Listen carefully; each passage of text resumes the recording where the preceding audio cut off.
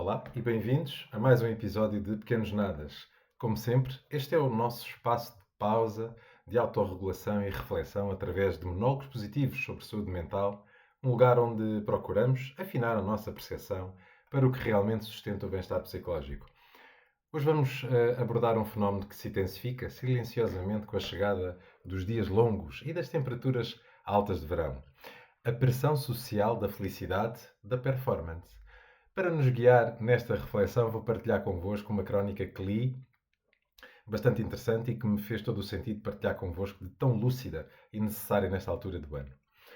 O Verão dos Outros, da autoria de Lara Dantas. É um texto fantástico, lúcido, incisivo e profundamente necessário que nos convida a desconstruir a montra em que transformamos o descanso e o olhar para a nossa própria vida sem o filtro das expectativas alheias.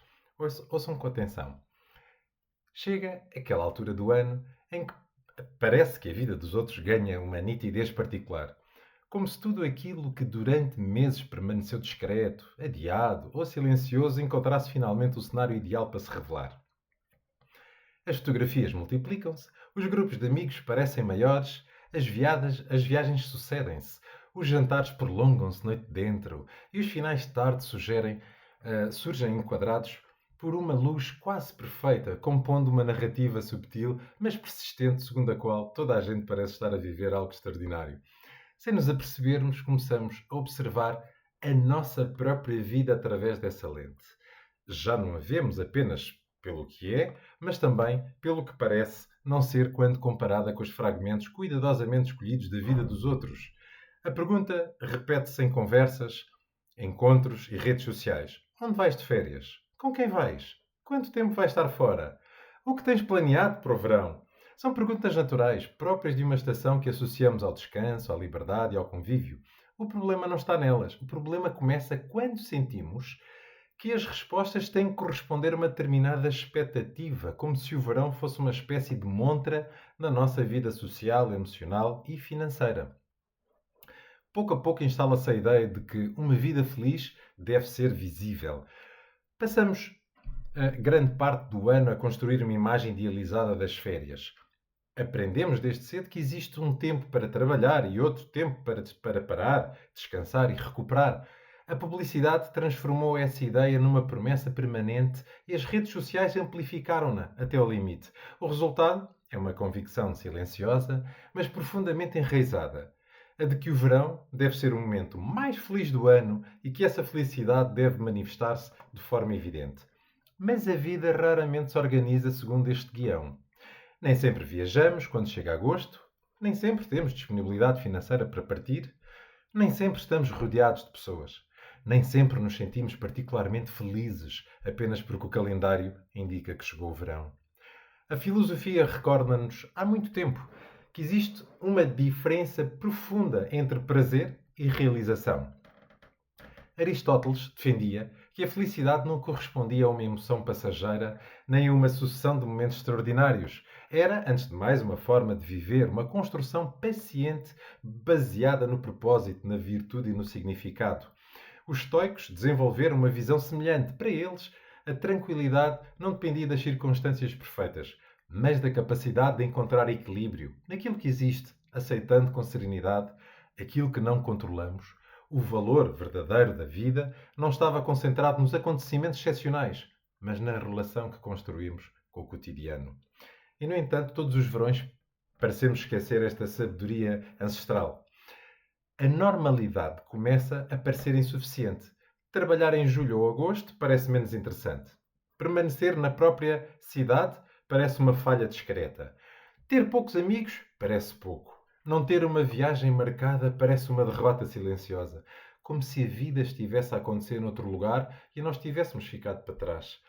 Talvez porque confundimos frequentemente intensidade com significado, mas a maior parte da vida não acontece nos momentos extraordinários. A maior parte da vida acontece nos dias normais. Acontece na rotina, que tantas vezes criticamos, no trabalho que nos dá estrutura, nas pessoas que permanecem ao nosso lado durante todo o ano e não apenas durante 15 dias de férias.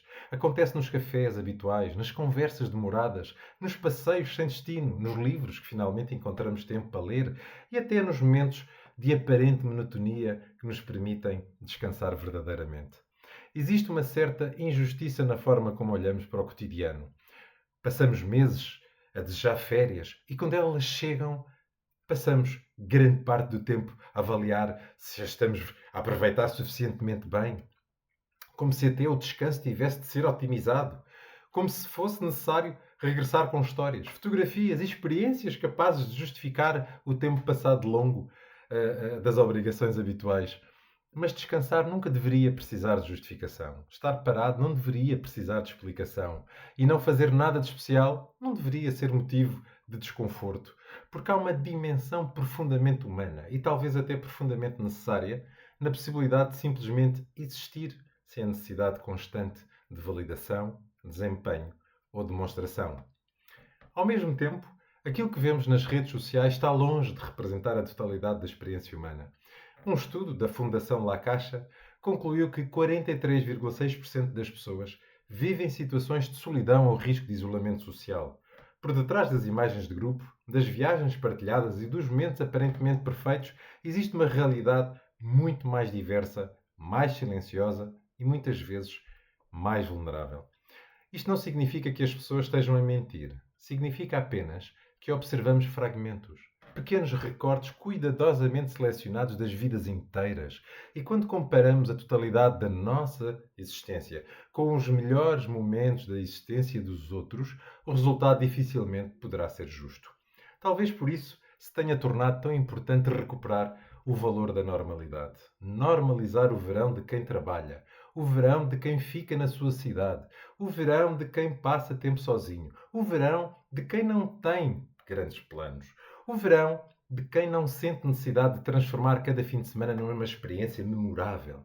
Porque nem todas as pessoas têm os mesmos recursos, as mesmas oportunidades, a mesma disponibilidade ou as mesmas circunstâncias. E nenhuma delas deveria sentir que a sua vida vale menos por não corresponder à imagem dominante de uma estação feliz. O verão não precisa de ser um teste à popularidade, não precisa de ser uma demonstração de estabilidade financeira, não precisa de ser uma competição silenciosa sobre quem viveu mais, viajou mais ou publicou mais. Pode ser apenas aquilo que sempre deveria ter sido. Uma pausa. Uma pausa para descansar, recuperar energia, estar com quem gostamos, pensar, abrandar e reconciliar-nos com a ideia de que a vida boa não é uma vida permanentemente extraordinária. A vida boa é uma vida que continua a fazer sentido, mesmo quando não está a acontecer nada de especial, porque os momentos extraordinários são raros, e ainda bem que o são.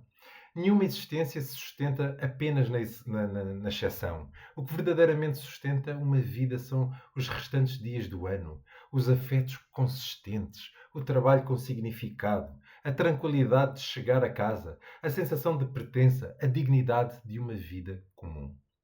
Numa sociedade que valoriza frequentemente o excepcional em detrimento do cotidiano, existe quase uma forma de maturidade em reconhecer que a normalidade não é um fracasso, nem uma versão menor da vida, mas o espaço onde a grande parte da existência se desenrola e ganha significado.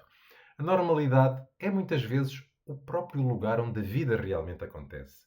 E talvez aquilo que nos faz sofrer, no fundo, não seja o nosso verão, talvez seja o verão dos outros. Esta crónica de Lara Dantas acerta no centro de um dos maiores desafios contemporâneos à nossa saúde mental.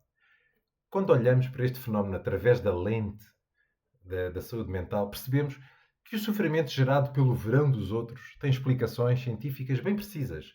E mais importante ainda, tem um antídoto muito claro. A ciência do bem-estar traça aqui uma distinção fundamental entre duas formas de felicidade: a hedónica e a eudaimónica. A sociedade atual é impulsionada pelas redes sociais, vende-nos uma felicidade hedónica, baseada na maximização do prazer imediato, na excitação constante e na acumulação de picos de intensidade. O problema é que o nosso cérebro sofre de adaptação hedónica. Habituamos-nos rapidamente ao estímulo, o que nos obriga a procurar experiências cada vez mais extraordinárias para sentir o mesmo nível de satisfação. É uma corrida sem linha de meta. Por outro lado, a felicidade eudaimónica, um conceito de Aristóteles, que é o pilar de modelos científicos como o PERMA, de Martin Seligman, não depende do espetáculo. Ela constrói-se através do sentido, do propósito, do envolvimento genuíno com o presente e das relações autênticas. Quando fala da dignidade de uma vida comum e da importância de não fazer nada de especial, traduz isto como um ato de saborear o cotidiano. O verdadeiro florescimento humano não acontece quando estamos na performance para fora, mas quando o nosso sistema nervoso se sente seguro o suficiente para desativar o alerta e simplesmente estar. Além disso, a comparação social ascendente, compararmos a nossa vida com o palco iluminado dos outros, é um dos maiores gatilhos de desregulação emocional. Gera uma falsa sensação de privação relativa que mantém o nosso sistema nervoso simpático em tensão constante. Resgatar o direito à normalidade, ao descanso invisível e à monotonia não é uma resignação, é, na verdade, uma estratégia avançada de autorregulação emocional e maturidade psicológica. É permitir que o nosso nervo vago faça o seu trabalho, abrandar o ritmo cardíaco, restaurar a energia e ancorarmos na realidade tangível do nosso próprio corpo e da nossa própria vida. Que este episódio fique como um lembrete para os próximos dias de verão. Não meçam a vossa paz pela métrica da intensidade alheia. O descanso não precisa de audiência, nem a vossa rotina precisa de justificação. Obrigado e até breve.